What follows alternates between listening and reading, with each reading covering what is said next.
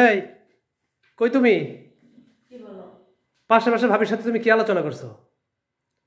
আমি তো ভাই আমার ডাইকে নিয়ে বললাম, তো মান সময় সব শেষ করে দিতেছো। তুমি কি শুরু করছো? তুমি কি আলোচনা করছিলাম? তুমি বলে ভাবিরে বলছো যে সুখে থাকতে হলে জেলখানা আর হাসপাতাল থেকে ঘুরে আসতে হবে।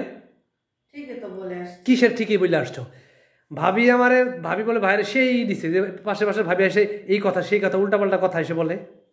আমি কি উল্টাপাল্টা এই যে বলছি? এগুলো বলছো বলে যে সুখে থাকতে হলে জেলখানা আর ইয়ে থেকে ঘুরে আসতে হবে। কেন? কারণ কি? সুখে থাকতে হলে জেলখানা আর হাসপাতাল থেকে ঘুরে আসতে হবে। কেন? এইটা বলে আসছি। কেন তুমি এই কথা বলছো এটা কেন? যদি না বুঝে তাহলে কেমনে হবো? আচ্ছা কি কি কি কি মনে করে তুমি তুমি বলছো? এটা শুনে চিল্লাইতেছো। আরে আমার রাস্তায় ধরছে যে উল্টাপাল্টা কথা বলে আপনার বউ আইসে আমার বউয়ের সাথে।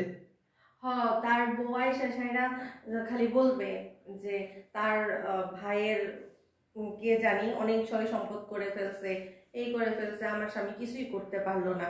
সেই জন্য আমি তারে বলছি যে ভাবি, সুখে থাকতে হলে জেলখানা আর হাসপাতাল থেকে ঘুরে আসতে হবে। কেন জেলখানা হাসপাতাল থেকে ঘুরে আসতে পারে না? এটার মানে হচ্ছে যে হাসপাতালে যায়, অবশ্যই সে রোগী হয়ে যায়। হ্যাঁ, তখন সে চিন্তা করে আল্লাহ আমি কখন সুস্থ হবো, অন্তত আমি সুস্থভাবে বাইচে থাকতে চাই। কারণ হাসপাতালে যারা যায় তারা তো আর মানে সুস্থ মানুষ যায় না, অসুস্থ মানুষই যায়। হ্যাঁ। তখন কিন্তু তার অসুস্থতা বড় ধরনের একটা রোগ যদি ধরা পড়ে, তখন তার মনে হবে আমি পৃথিবীতে বাইচে থাকতে চাই, আর কিচ্ছু দরকার নেই, আমি শুধু সুস্থ থাকতে চাই। হ্যাঁ, এটা মনে হবো কিনা? এটা তো মনে অবশ্যই হবে, কারণ অসুস্থ হলে বোঝা যায় সুস্থতার কি দাম।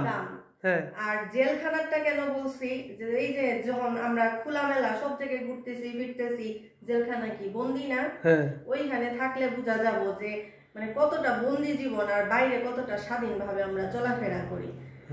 তো এইটার সাথে সুখে থাকার কি সম্পর্ক? এটার সাথে সুখে থাকে এই যে আমি ভালো আছি, সুস্থ আছি, তারপরে আমার বন্দি থাকতে হইতেছে না। আমার খালি চিন্তা ভাবনা আমি কখন একটা বাড়ি করবো, কখন গাড়ি করবো, সারাক্ষণ এগুলা মাথার মধ্যে ঘুরে, এর এইটা করলো, ওই ওইটা করলো, ওই শাড়ি কিনলো, এই কিনলো, সেই কিনলো, এরকম মাথার মধ্যে ঘুরে হিংসা তৈরি হয়। আর যখন তুমি তোমার থেকে নিচুর দিকে তাকাবা, তুমি যে অবস্থাতে আছো তার চাইতে নিচু দিকে দেখবা, তখন তোমার মানে বুঝতে সুবিধা হবো যে আমি তো অনেক ভালো আছি। সেই জন্য আমি বলছি সে ওই যে বিভিন্ন জনের কথা বলে আর সে মনে করে সে সুখে নেই, আসলে যে কতটা সুখে আছে এটা সে বুঝতে পারে। এই শোনো শোনো, তোমার কথা তো আমি এখন বুঝতে পারছি। আসলে তো তুমি অনেক ভালো কথা বলছো, কারণ সুস্থতা হলো সবচেয়ে বড় একটা নিয়ামত। হ্যাঁ, এইটা মানে হাদিসে আছে যে সুস্থতা হলো সবচেয়ে বড় রিজিক বলে। সর্বোচ্চ রিজিক হলো সুস্থতা, আর সর্বনিম্ন রিজিক হলো টাকা পয়সা। নাকি তুমি তো ভালো একটা কথা মনে বলছো।